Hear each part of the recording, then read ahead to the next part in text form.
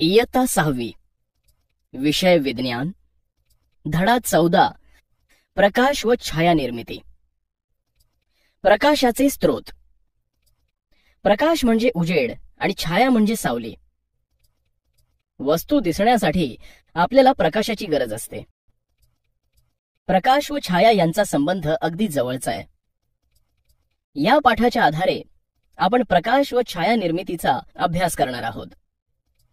गडद अंधारामध्ये आपल्याला वस्तू दिसत नाहीत.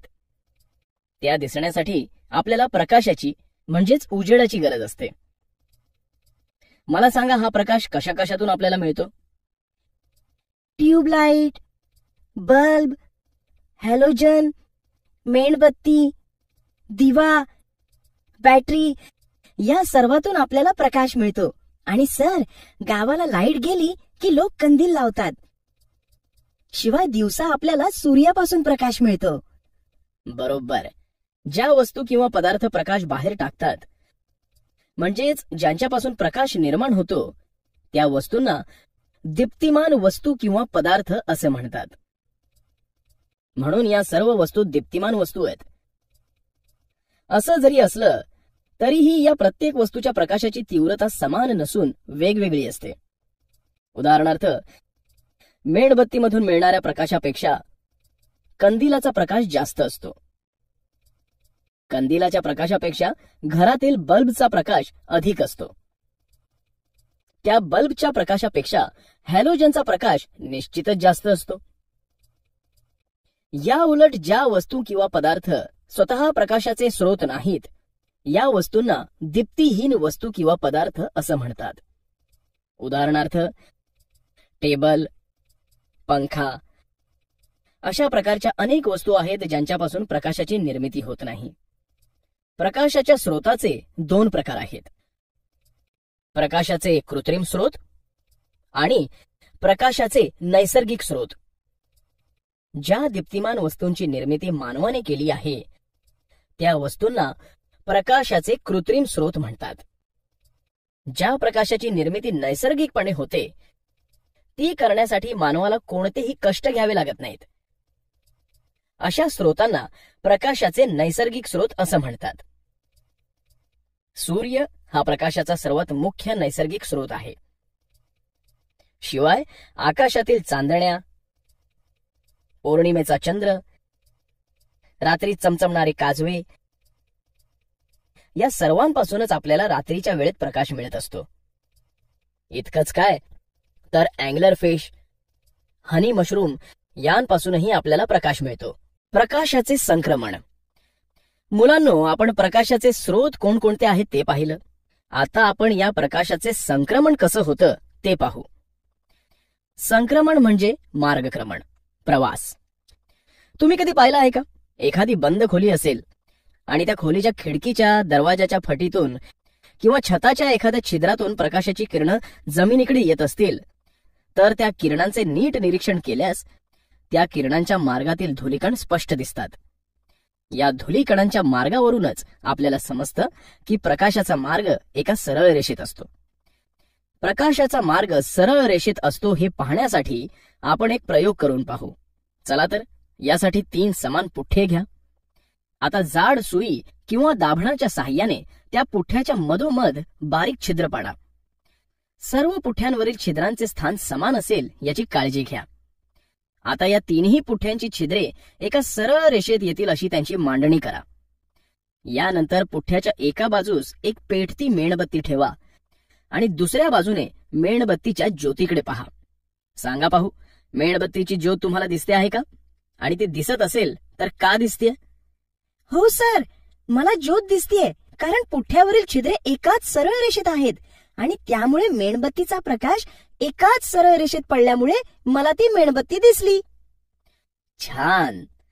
आता या 3 पुठ्यांपैकी कोणताही एक पुठ्ठा थोडासा बाजूला सरकवा आणि मगाशी पाहिलं त्याचप्रमाणे पुन्हा पहा.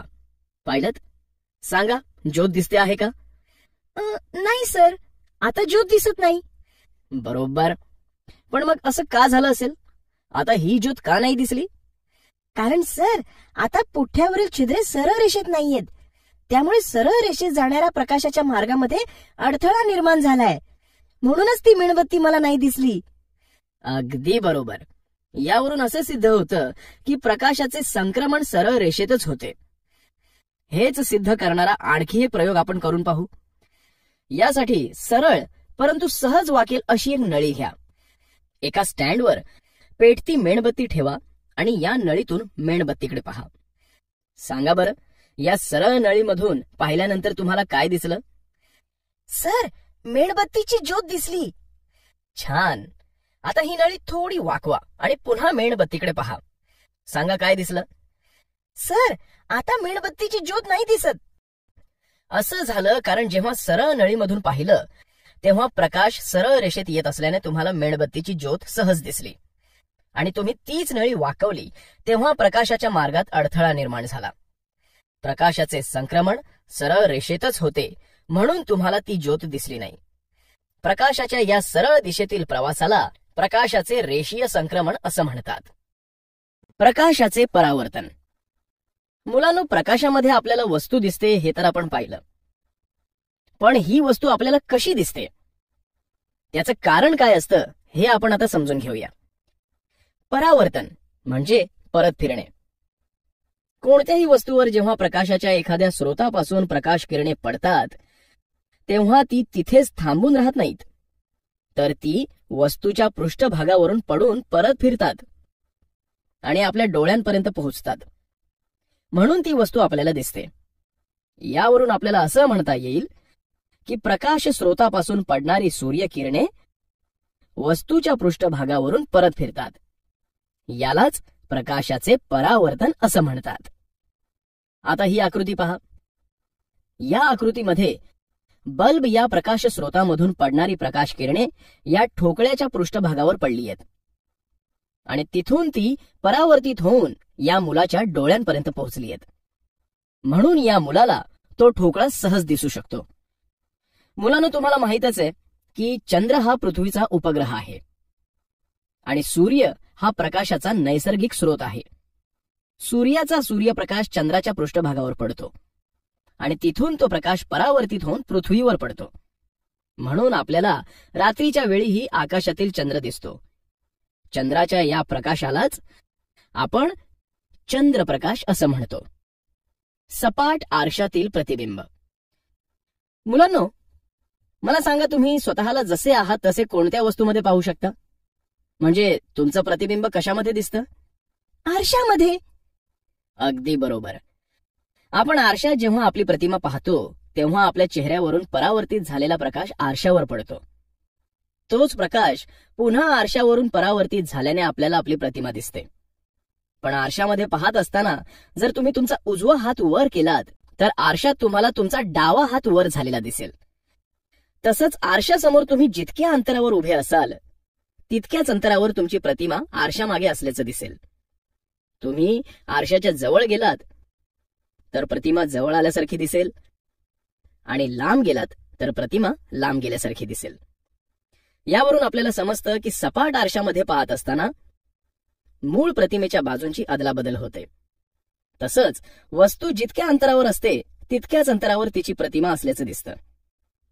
शिवाय तिचा आकारही मूळ प्रतिमे इतकाच असतो. आपलं प्रतिबिंब आपल्याला आरशामध्ये दिसतं. त्याचप्रमाणे आणखी कोणत्या गोष्टीत आपल्याला आपलं प्रतिबिंब दिसेल? सर, तळ्यातील पाणी, गाडीची काच, स्टीलचे नवीन ताट, घरातील खिडक्यांच्या काचा, या सर्वांमध्ये आपल्याला आपली प्रतिमा पाहता येईल. अगदी बरोबर. या सर्वांमध्ये आपल्याला आपली प्रतिमा पाहता येईल, पण ती सर्व ठिकाणी समान दिसणार नाही. त्यात आपल्याला फरक दिसेल. जसं पाण्यातील प्रतिबिंब हलताना दिसेल, ताटावरील प्रतिबिंब मोठं दिसेल, गाडीच्या किंवा घरातील काचांमध्ये हेच प्रतिबिंब काळसर दिसेल.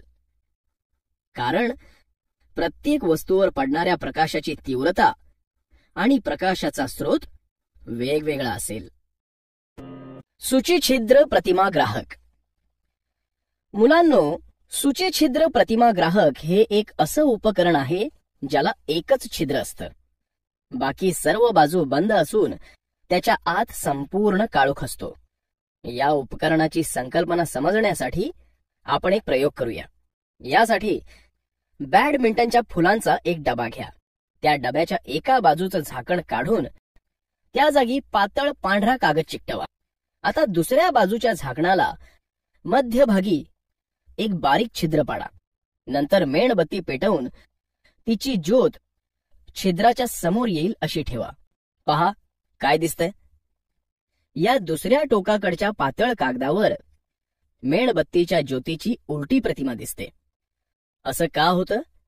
कारण मेणबत्तीच्या वातीमधून निघणारे प्रकाश किरण सरळ रेषेत सूक्ष्म छिद्रातून आत घुसतात. प्रकाश सरळ रेषेतच जात असल्याने वातीकडून जाणारे प्रकाश किरण तिरक्या पद्धतीत सूचीछिद्र प्रतिमा ग्राहकाच्या पडद्याच्या तळाशी जातात. या उलट मेणबत्तीच्या बुडावरून जाणारे किरण तिरपे पण सूचीछिद्र प्रतिमा ग्राहकाच्या पडद्याच्या वरच्या बाजूस जातात. त्यामुळे मेणबत्तीची प्रतिमा उलटी पडते. आता या चित्रांचं निरीक्षण करा आणि मला सांगा की या चित्रातील खिडक्यांमधून बाहेर पाहिलं तर या 3 खिडक्यांमध्ये काय फरक जाणवतो आणि हा फरक कशामुळे जाणवतो? सर, चित्रातील पहिल्या खिडकीतून बाहेर पाहिलं असता पलीकडचा देखावा दिसतोय. बाहेर सूर्यप्रकाश असल्याने बाहेरच्या सर्व गोष्टी स्पष्ट दिसतायत. दुसऱ्या खिडकीतून थोडा अस्पष्ट देखावा दिसतोय आणि तिसऱ्या खिडकीतून बाहेरचे काहीच दिसत नाही, कारण बाहेरचा प्रकाश आत येत नाही. शिवाय या सर्व काचाही वेगवेगळ्या आहेत, ज्यामुळे आपल्याला वेगवेगळं दिसतंय. अगदी बरोबर.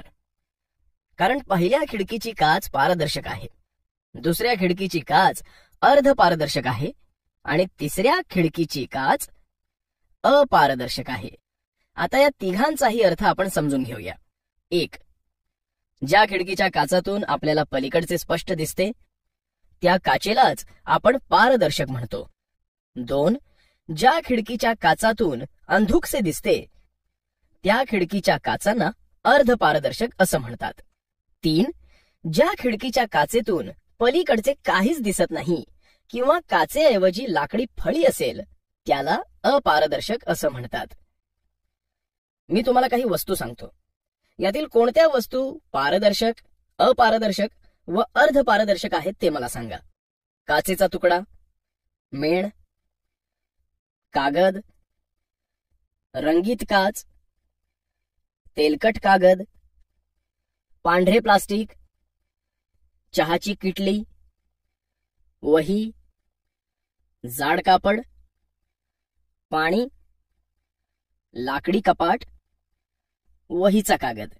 यातील पारदर्शक पदार्थ काचेचा तुकडा आणि पाणी, अर्धपारदर्शक पदार्थ रंगीत काच, पांढरे प्लास्टिक आणि तेलकट कागद आहेत आणि अपारदर्शक पदार्थ मेण, कागद, चहाची किटली, वही, कापड, लाकडी कपाट, वहीचा कागद हे आहेत. छान. म्हणजे आता तुम्हाला पारदर्शक, अर्धपारदर्शक आणि अपारदर्शक पदार्थ म्हणजे काय हे समजलंय. छाया निर्मिती. कोणत्याही वस्तूची किंवा सजीवाची सावली म्हणजेच तिची छाया. या छायेची निर्मिती कशी होते ते आता आपण पाहू आणि यासाठी एक प्रयोग करू. एक विजेरी म्हणजे टॉर्च घ्या. भिंतीवर त्या विजेरीचा प्रकाश पाडा. आता तुमच्या मित्राला भिंत आणि विजेरी यांच्यामध्ये उभं करा. पहा काय दिसतंय. या भिंतीवर तुमच्या मित्राची सावली पडलेली दिसते. या सावलीला छाया असं म्हणतात. यावरून आपल्याला असं म्हणता येईल की प्रकाश स्रोताच्या मार्गामध्ये अपारदर्शक वस्तू आली तर त्यातून प्रकाश आरपार जात नाही. त्यामुळे वस्तूच्या पलीकडे असणाऱ्या पृष्ठभागावर वस्तूची सावली पडते. या सावलीलाच त्या वस्तूची छाया असं म्हणतात आणि या प्रक्रियेलाच छाया निर्मिती असं म्हणतात. चला आपण आणखी एक प्रयोग करू. तुमच्या मित्राला एका खोलीत तुमच्यापासून ठराविक अंतरावर उभं करा. आता एक विजेरी वापरून तुमच्या मित्राची छाया भिंतीवर पाडा. सांगा बरं, विजेरीच्या आणि भिंतीच्या मध्ये तुमच्या मित्राला जर उभं केलं तर त्याची छाया कुठे पडेल? भिंतीवर. अगदी बरोबर. कारण प्रकाश आणि भिंत यांच्यामध्ये अपारदर्शक वस्तू आल्यामुळे त्या वस्तूची छाया भिंतीवर पडेल. आता मित्राला भिंतीच्या जवळ पाठवा. सांगा काय झालं? त्याची सावली तोकडी झालेली दिसते. छान. आता तुमच्या मित्राला तुमच्या जवळ बोलवा. सांगा काय फरक जाणवला? आता मित्राची सावली लांब झालीये. आता तुम्ही त्याच्यापासून लांब जाऊन परत जवळ या. सांगा काय झालं? सर, मी मित्रापासून दूर झाल्यावर त्याची सावली लहान झाली आणि जवळ आल्यावर त्याची सावली मोठी झाली. आता विजेरी उंच धरा. सांगा काय झालं? मित्राची सावली त्याच्या पायाजवळ पडलीये. छान. आता विजेरी खाली धरा. आता काय झालं? मित्राची सावली लांब झाली. अगदी बरोबर. कारण प्रकाश वस्तूवर उंचावरून पडला तर वस्तूची प्रतिमा मूळ प्रतिमेपेक्षा छोटी दिसते. आता तुम्ही मित्राच्या डाव्या बाजूला उभे राहून प्रकाश पाडा. सांगा काय दिसतंय? सर, डाव्या बाजूवरून प्रकाश पाडला तर मित्राची छाया उजव्या बाजूला पडलीये. अगदी बरोबर. डाव्या बाजूकडून प्रकाश पाडला तर छाया उजव्या बाजूला पडेल. तसंच प्रकाश उजव्या बाजूकडून पडला तर छाया डाव्या बाजूला पडते. यावरून आपल्या असं लक्षात येतं की छाया व प्रकाश यांचा संबंध जवळचा आहे. एखाद्या वस्तूमधून प्रकाश आरपार जात नाही तेव्हाच त्या वस्तूची छाया निर्माण होत असते. छायेचे स्वरूप हे प्रकाशाचा स्रोत, वस्तू आणि पडदा यांचे परस्परातील अंतर आणि दिशेवर अवलंबून असतं. कोणत्याही वस्तूची छाया सूर्यप्रकाशामुळे सकाळी आणि संध्याकाळी लांब असते तर दुपारी छोटी असते. छायेमध्ये होणारा बदल किंवा छायेचा आकार हा प्रकाश स्रोत, वस्तू व छाया कशावर पडते यांच्यातील अंतर आणि दिशा यावर अवलंबून असतो. म्हणूनच रात्रीच्या वेळी आपल्याला दिसणाऱ्या सावल्या किंवा छाया यांना पाहून घाबरू नये, कारण त्यामागे सोपं विज्ञान आहे. सूर्य तबकडी. एखाद्या वस्तूच्या सूर्यप्रकाशातील छायेची मात्रा व दिशा यांच्या मदतीने वेळ दर्शवणारे यंत्र म्हणजेच सूर्य तबकडी. एक काठी पृथ्वीच्या अक्षाला समांतर ठेवून काठीची छाया दिवसाच्या वेगवेगळ्या वेळी तबकडीवर कुठे पडते ते नोंदवून कालमापन केलं जातं. सर्वात मोठी सूर्य तबकडी नवी दिल्लीतील जंतर मंतर येथे आहे. Sir C V Raman. भारतीय शास्त्रज्ञ सर सी व्ही रामन यांचा जन्म तिरुचिरापल्ली आणि शिक्षण चेन्नई येथे झालं. त्यांनी कोलकाता विद्यापीठात भौतिकशास्त्राचे प्राध्यापक म्हणून काम केलं. रामन हे काही काळ बंगलोरमध्येही होते. 1947 साली ते रामन संशोधन संस्थेचे संचालक झाले. रामन यांनी केलेल्या प्रकाशाच्या विकिरणासंबंधीचे संशोधन रामन परिणाम म्हणून ओळखलं जातं. हा शोध त्यांनी 28 फेब्रुवारी 1928 रोजी लावला. त्यांच्या या शोधाच्या स्मरणार्थ 1987 सालापासून 28 फेब्रुवारी हा दिवस राष्ट्रीय विज्ञान दिन म्हणून साजरा केला जातो. आता आपण काही प्रयोग करून पाहू. पहिल्या प्रयोगासाठी आपल्याला काचेचा पेला, पाणी, मोठा पांढरा कागद या साहित्यांची आवश्यकता आहे. चला तर सुरू करा. खिडकीतून सूर्यप्रकाश येईल अशा ठिकाणी भरलेला काचेचा ग्लास ठेवा. कागदावर काय दिसतं ते सांगा बरं. पाण्यातून सूर्यप्रकाश पांढऱ्या कागदावर पडतो आणि ग्लासाची छाया त्या कागदावर पडते. आता दुसऱ्या प्रयोगासाठी साहित्य घ्या. साबणाचं पाणी आणि लहान तार. पहा, ही तार गोलाकार वाकवून साबणाच्या पाण्यात बुडवून त्यावर फुंकर मारली की फुगे तयार होतात. त्यात आपल्याला इंद्रधनुष्याचे रंग दिसतात. ही सीडी आपण उन्हात धरू. पहा काय दिसतंय. सीडीची छाया सीडी खाली पडलेली दिसते आणि सीडीवर इंद्रधनुष्याचे रंग दिसतात. अगदी बरोबर.